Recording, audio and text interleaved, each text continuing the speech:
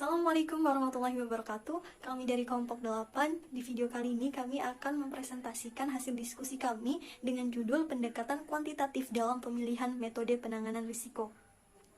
Video ini kami buat untuk memenuhi mata kuliah manajemen risiko dengan dosen pengampu Ibu Nanda Audia SEMM. Adapun nama-nama anggota kelompok 8 yaitu yang pertama ada Repitasari sebagai pemateri ketiga, Septi Harliani sebagai pemateri kedua, dan saya Yuli Ratnasari sebagai pemateri pertama. Adapun materi yang pertama yaitu mengenai matriks kerugian. Nah, dalam menggambarkan konsep matriks kerugian, anggaplah bahwa sebuah gedung yang dimiliki oleh suatu perusahaan dihadapkan pada suatu kerugian karena kebakaran, dan yang akan terjadi adalah kerugian total atau sama sekali tidak ada kerugian. Selanjutnya, anggaplah bahwa manajer risiko harus memutuskan antara 3 perangkat tindakan, yaitu yang pertama untuk menanggung risiko, kemudian yang kedua untuk menanggung risiko serta menambah beberapa usaha pengamanan sehingga mengurangikan suatu kebakaran, kemudian yang ketiga untuk membeli perlindungan asuransi. Kemudian, matriks kerugian ini memperlihatkan kerugian bagi setiap keputusan dari ketiga kemungkinan tindakan. Dalam contoh ini, kerugian-kerugian ini jatuh ke dalam 2 kategori. Yang pertama yaitu kerugian secara kebetulan yang akan terjadi hanya jika ada suatu kebakaran. Kemudian yang kedua yaitu biaya yang akan timbul baik ada kebakaran maupun tidak ada kebakaran. Kemudian kerugian secara kebetulan ini juga dibedakan menjadi 2. Yang pertama ini yaitu yang dapat diasuransikan, kemudian yang kedua itu yang tidak dapat diasuransikan. Nah, sebagai contoh bahwa kontrak asuransi yang dipertimbangkan merupakan paket yang luas yang melindungi perusahaan yang bersangkutan terhadap sebagian besar kerugian kebetulan seperti biaya pengganti bangunan, penggunaan gedung yang bersangkutan, biaya memindahkan puing-puing, dan tanggung jawab terhadap orang lain. Seandainya manajer memutuskan untuk menanggung sendiri risiko seperti itu, yang diperkirakan totalnya yaitu sekitar 200 juta. Nah, jika perusahaan yang bersangkutan menanggung sendiri risiko yang jika nanti suatu kebakaran terjadi, maka perusahaan itu juga akan menderita kerugian kebetulan. Kerugian ini tidak akan ada bila perusahaan ini membeli asuransi. Kerugian ekstra ini merupakan salah satu jenis kerugian kebetulan yang tidak diasuransikan. Kemudian, materi yang kedua yaitu tentang pengaruh kecemasan dalam menetapkan keputusan. Nah, jadi nilai kecemasan tentu saja merupakan faktor yang sangat subjektif. Nilai itu tergantung atas distribusi probabilitas daripada yang pertama itu ada ketidakpastian tentang apa yang akan terjadi menurut perasaan pribadi manajer risiko yang bersangkutan. Kemudian yang kedua yaitu risiko-risiko lain yang dihadapi perusahaan yang bersangkutan. Nah, adapun tujuan manajemen risiko akan mempengaruhi faktor kecemasan tersebut. Adapun faktor kecemasannya yaitu yang pertama, tujuan manajemen risiko menentukan seberapa besar pentingnya faktor kecemasan itu seharusnya ditempatkan pada kerugian potensial. Kemudian yang kedua yaitu tujuan manajemen risiko mencerminkan sikap perusahaan yang bersangkutan terhadap risiko.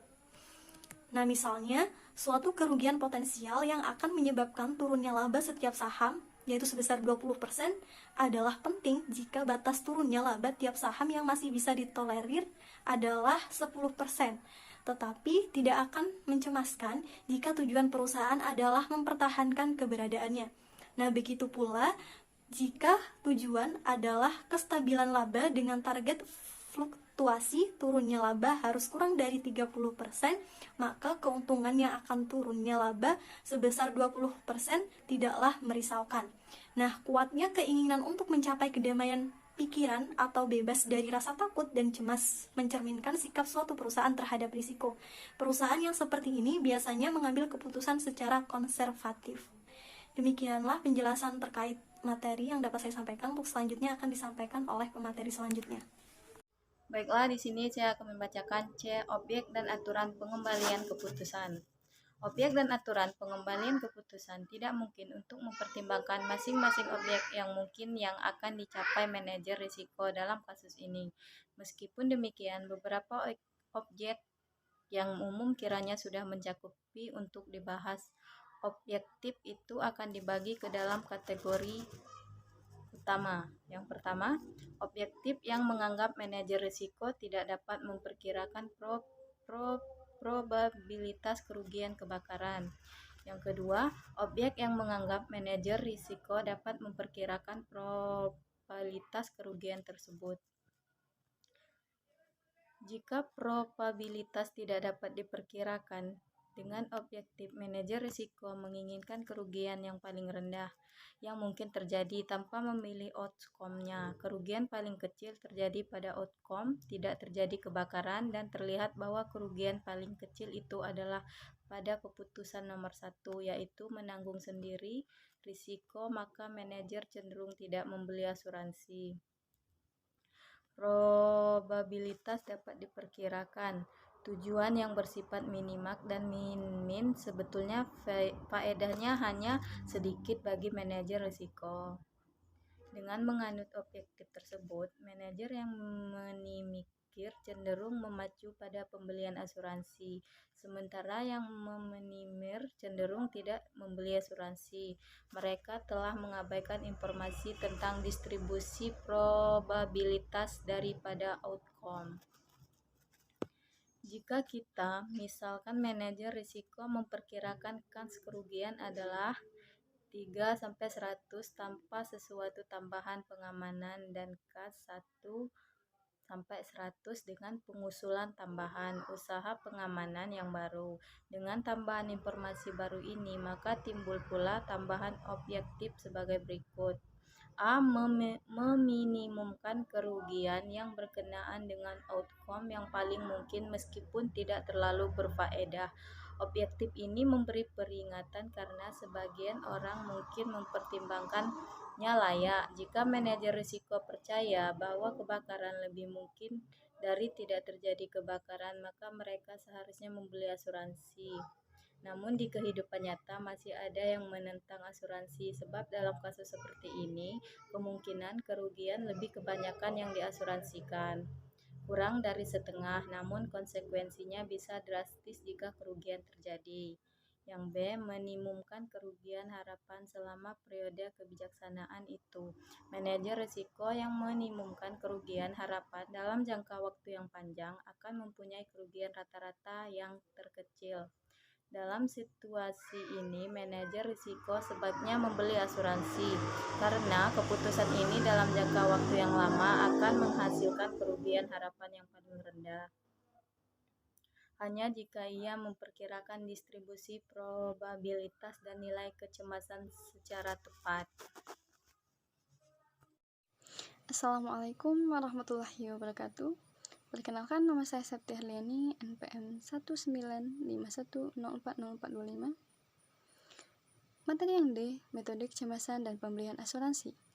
Dengan metode kecemasan, manajer risiko memilih keputusan yang dalam waktu lama atau long run akan menghasilkan kerugian rata-rata per tahun yang paling rendah. Termasuk di dalam kerugian telah dibebankan untuk menanggung kecemasan sebab dengan fluktuasi kerugian lebih dari tahun ke tahun. Nilai ini sangat subjektif sekali, tetapi bila kerugian-kerugian diharapkan akan menjadi tinggi dalam suatu tahun tertentu, bisa menyebabkan masalah keuangan yang besar bagi perusahaan tersebut. Penerapan berikut ini diatur untuk memberikan keterangan lebih lanjut atas metode ini. Kemudian, kebijaksanaan yang sangat sedikit disukai adalah menanggung risiko yang sempurna. Hal ini disebabkan adanya faktor kekhawatiran yang besar, kerugian-kerugian insidentil yang tidak diasuransikan, dan probabilitas yang lebih tinggi dari kerugian besar tanpa adanya suatu sprinkler. Sebagaimana tadi peringatkan sebelumnya, nilai W atau kecemasan ini sangat subjektif sifatnya dan sukar untuk dinyatakan dengan angka. Karena itu, tidaklah perlu untuk menentukan secara eksak nilai kecemasan pada setiap keputusan. Manajer risiko hanya perlu menyatakan apakah nilai kecemasan itu lebih besar atau lebih kecil dari suatu standar yang ditetapkan. Sebagai contoh, jika kekhawatiran itu berhubungan dengan masing-masing keputusan, tidak dinilai dalam daftar kerugian itu.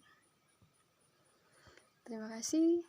Wassalamualaikum warahmatullahi wabarakatuh.